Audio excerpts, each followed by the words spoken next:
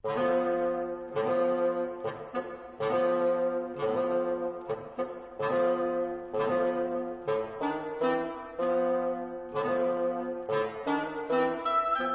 vimos, a heterogeneidade da Semana de Arte Moderna de 22 foi aqui compreendida como ponto de partida e mote para o entendimento dos desafios contemporâneos postos à pesquisa em linguagem, comunicação e arte.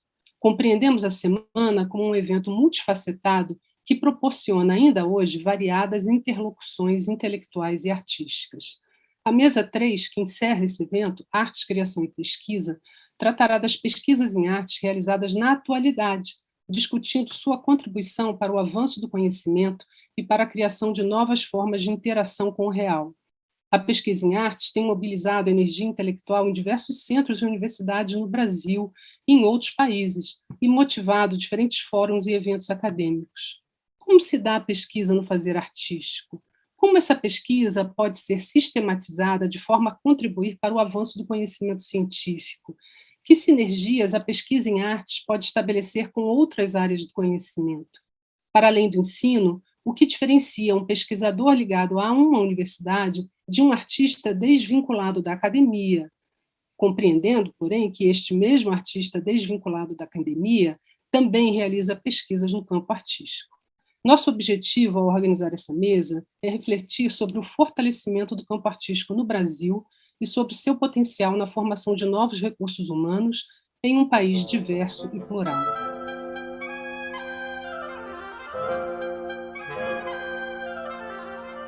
Os debates acadêmicos sobre o modernismo, sobre a modernidade artística, foram centrais para o pensamento acadêmico sobre a arte no Brasil. Nos anos 1930, intelectuais modernistas, como Mário de Andrade e Lúcio Costa, haviam concebido o serviço do patrimônio histórico e artístico nacional. A definição do que seria o nosso patrimônio cultural estava totalmente envolvida com a defesa de uma certa identidade brasileira que os modernistas encontravam na chamada arte barroca brasileira, né? Uma criação dos nossos modernistas, esse conceito.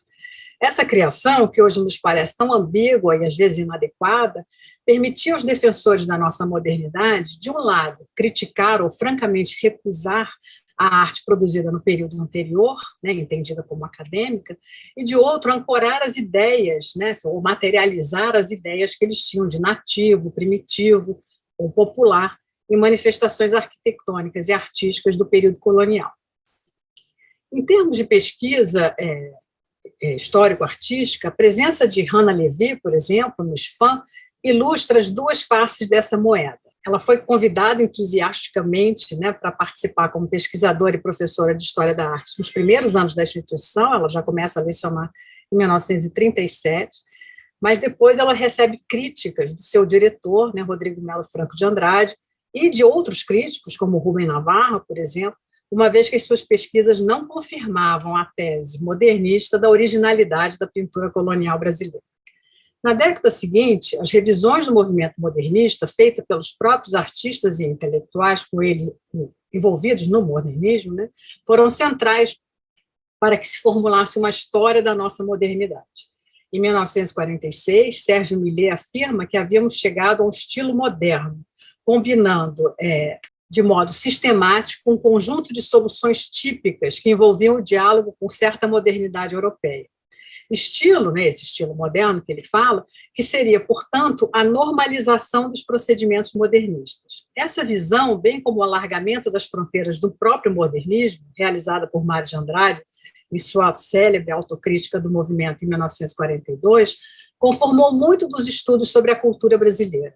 Nos anos 60, Antônio Cândido estabelece as etapas da história literária brasileira a partir do vínculo direto com essa concepção totalizante de modernidade. Antes do modernismo, de 1900 a 1922, os autores valiam pelas intuições que seriam depois desenvolvidas pelos escritores modernos. Depois, o movimento modernista é entendido como a tendência mais autêntica da arte do pensamento brasileiro, e essa é uma citação do próprio Antônio Cândido, e as suas fases evolutivas falam de períodos de ruptura, nos anos 20, atualização, nos anos 30, e rotinização, nos anos 40. A valorização do modernismo durante os anos 60 se estende para as artes, especialmente com o revival da antropofagia em obras como as Gisé Celso, Júlio Bressani, Caetano Veloso, Glauber Rocha, o Ali Salomão ou Elliot Sica. Obras que colocavam em circulação cultural o valor vanguardista da ruptura, cuja origem era identificada na Semana de Arte Moderna. Assim, de mãos dadas com o tropicalismo, o modernismo entrou nas universidades brasileiras, participando de modo inequívoco da criação do que chamamos hoje de área de artes. Na Universidade de São Paulo, criadora do primeiro curso de mestrado em artes na Escola de Comunicação e Artes em 1972, que foi oficializado em 74, com o reconhecimento da CAPES, o modernismo era codificado, teoricamente, a partir dessa aporia tipicamente modernista. Era ao mesmo tempo que já aconteceu e a coisa mais moderna que se podia conceber. Aporia cuja figuração histórica se estabilizou na sequência de termos pré-modernismo, modernismo, pós-modernismo, que a gente já viu em Antônio Cândido. Essa relação ambivalente entre modernismo e novidade ou vanguardismo podia ser percebida nos estudos de historiadores da arte e artistas formados em nosso primeiro programa de pós-graduação. Apenas para dar um exemplo, Walter Zanini, que atuava ativamente tanto no mestrado quanto no MAC-USP, compreendia a modernidade a partir do diálogo direto com as novas linguagens artísticas que apoiavam. Menos do que pensar no resultado positivo ou negativo dessa perspectiva, que deve ter sido tema de outras mesas redondas nesse mesmo evento, gostaria de destacar esse fato como forma de entender que a pós-graduação brasileira no campo das artes não esteve imune à força cultural deste fato, no qual se transformou a Semana de Arte Moderna.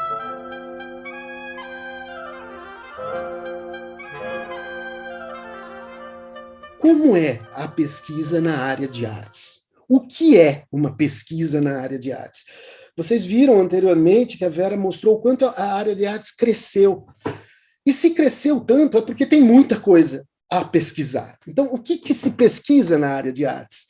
É claro que eu não vou falar da área de artes como um todo, eu posso falar muito mais da área de artes da cena, que é onde eu invisto. Para Deleuze e Guattari, e eu acredito nisso, apesar de todas as críticas que a gente pode fazer a esse tipo de pensamento blocado, mas ele nos leva a pensar uma questão importante da área de artes. Ele divide o pensamento e a criação em três grandes áreas: a área científica, a área conceitual e a área artística.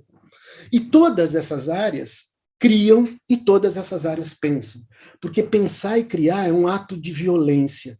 E não violência no sentido da morte, que a gente está acostumado a pensar violência, mas essa violência do parto, da vida, a violência da semente que explode, a violência da onda que bate na pedra e gera a areia que vai fazer a praia. É esse tipo de violência da construção da vida que a gente está falando. E todo pensamento e toda criação, justamente por ser violenta, ela gera vida. E ele vai falar que a área científica, o que faz a área científica pura? Claro, não existe nada puro, tá? Mas o que a área da ciência faz? Ela mergulha no caos e traz funções matemáticas desse caos. O que a área conceitual faz? Ela também mergulha no caos e traz conceitos, e criam conceitos desse caos de pensamento, desse caos de inteligibilidade do lume do mundo. E a função da ciência é trazer justamente funções que se permitam pensar um universo, uma questão mais universal da linguagem matemática. O conceito trabalha essa questão da inteligibilidade dentro de uma questão local que não se pretende universal. Bom, e o que faz a área de artes? Onde está a área de artes? A área de artes também mergulha no caos, mas traz desse caos monumentos de sensação. Traz desse caos um enquadramento do próprio caos. Traz do caos a relação com o próprio caos e a relação com essa potência de vida, essa potência de sensação, e sensação, para Deleuze e para Guattari, seria essa vibração. E essa vibração que acontece entre corpos. A pergunta é como essa técnica e essa materialidade corporal entra na sensação, entra na poesia, constrói poesia a partir dessa relação. E aí se abre um outro universo. O universo do como construir sensação e poética a partir desta relação material, a partir das materialidades e das técnicas. E aí a gente olha para outro universo. É um universo, praticamente um universo do invisível, universo do como cada artista faz isso. Então, claro, quando você vê um quadro do Van Gogh, quando você vê o amarelo do Van Gogh, quando você vê a pincelada do Van Gogh, você está vendo a técnica dele, você está vendo a cor amarela, a pigmentação que ele viu. Mas o quadro como um todo é um monumento de sensação, onde toda essa técnica e toda essa materialidade, toda essa cor entrou num lugar de uma sensação de quadro, de uma sensação do girassol. Um devir girassol, vamos dizer assim, né? Esse devir de sensação, né? Como transformar essa materialidade em poesia, em sensação? Não sabemos. Por isso precisamos pesquisar. Por isso cada artista, cada grupo precisa pesquisar. Como essa camada de sensação poética conversa e quebra as hegemonias afetivas, as hegemonias de pensamento, essas hegemonias todas de estruturais que trabalhamos, como a arte pode aproveitar essa relação afetiva outra, de se pensar outros modos de afetos raciais, outros modos de afetos patriarcais, outros modos de afeto decoloniais, e é justamente essas relações que se promovem nessa discussão, e aí trazendo a Semana de Arte Moderna, da mesma forma que eles fizeram isso, né? Essa potência que eles trouxeram, essa potência tanto de técnica como de entrada dessa técnica, dessa materialidade na sensação, e como essa sensação e essa materialidade conversa com outros modos de operação afetiva de mundo. Isso é a pesquisa em arte. Isso é a arte em si.